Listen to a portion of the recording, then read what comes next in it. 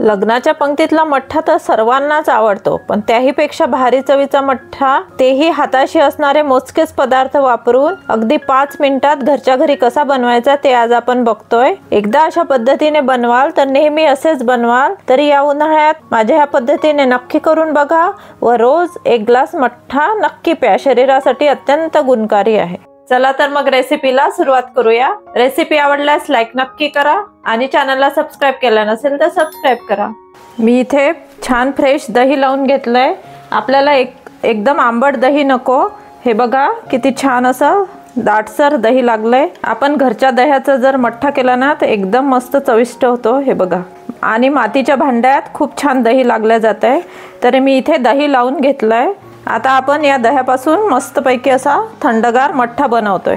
तर ह्या दह्याला सगळ्यात पहिले आपण घुसळून घ्यायचं आहे। इथे मी मातीच्या भांड्यात दही लावलंय। मातीच्या भांड्यात दही लावल्याने छान चव येते आणि दाटसर पण लागतंय। बघा किती छान क्रीमी असं दही तयार होतं आपलं। आता मी हे दही छान रवीने घुसळून घेते। पहिल्यांदाच जर दही घुसळून घेतलं ना तर आपला मठ्ठा छान प्लेन होतो, कारण की पाणी टाकल्यावरती घुसळलं तर थोडे दाणे दाणे होतात। किती छान असं क्रीमी असं फेटून घेतलंय रवीने। तुम्ही रवीने, विस्करनी कशाने पण फेटून घेऊ शकता। आता आपल्याला यात टाकायला लागणार आहे साहित्य। मठ्ठा हा सगळ्यांच्या आवडीचा असतो बघा। तर लग्नाच्या पंक्तीतला मठ्ठा तर सगळ्यांनाच आवडतो, पण प्रत्येक वेळी आपण लग्नात मठ्ठा प्यायला जाऊ शकत नाही। तर आपण घरच्या घरी अगदी कमी साहित्यात आणि तेवढाच चविष्ट असा मठ्ठा बनवणार आहोत। तर इथं मी आता दही घुसळून घेतलंय। तर आपण त्यात टाकणार आहोत जिरेपूड, आपलं साधं मीठ, थोडं काळं मीठ टाकायचं, त्यामुळे एकदम छान चव येते। थोडी साखर, साखर ही ऑप्शनल आहे पण थोडी टाकल्याने खूप छान चव वाढते। आणि कोथिंबीर बारीक कापून घेतलेली। आता आपल्याला यात टाकावं लागणार आहे मिरपूड।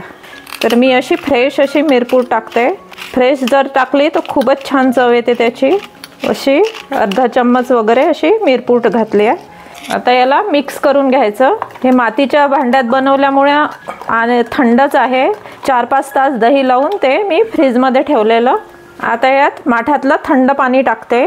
तुम्ही फ्रीजमधलं आईस पण टाकू शकता, पण माठातलं थंड जर पाणी टाकलं आणि मातीच्या भांड्यात बनवलं तर मठ्ठ्याची चव एकदमच मस्त होते। आता छान असं घुसळून घ्यायचं, म्हणजे आपले जे साहित्य टाकलं ते सगळं व्यवस्थित मिक्स होतं। हे बघा अशा प्रकारे रवीने छान घुसळून घ्यायचं। किती प्लेन छान असा आपला मठ्ठा तयार झाला। अगदी 5 मिनिटात आणि घरच्या साहित्यात बनतो। आपल्याला यासाठी वाटण वगैरे करायची गरज पडत नाही आणि चवीला तर एकदम भारी लागतो। एकदा जर तुम्ही असा बनवून पाहाल तर नेहमी अशाच प्रकारे बनवाल। तर एकदा नक्की करून बघा। आता यात आपल्याला सगळ्यात शेवटी टाकायचे पुदिन्याची पानं। तर हे बघा, पुदिना कापून पण टाकू शकतो आपण, पण हे अशा प्रकारे थोडा तोडून टाकला ना त्याची चव एकदम छान येते त्यात। तर असा आपला हा अतिशय पौष्टिक आणि थंडगार एकदम नॅचरल मठ्ठा तयार झाला। तुम्हाला जर माझी ही मठ्ठ्याची रेसिपी आवडली तर लाईक नक्की करा। चॅनलला अजूनपर्यंत सबस्क्राइब केलं नसेल तर सबस्क्राइब करा। अशीच एक नवीन रेसिपी घेऊन भेटूया पुढल्या आठवड्यात। धन्यवाद।